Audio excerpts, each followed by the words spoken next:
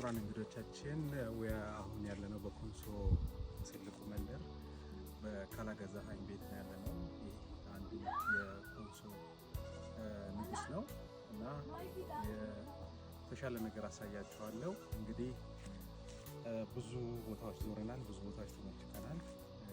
መልካም ነገር አሳያችኋለሁ። ለመጎብኘት ከኔ ጋር እንቀጥል። ብዙ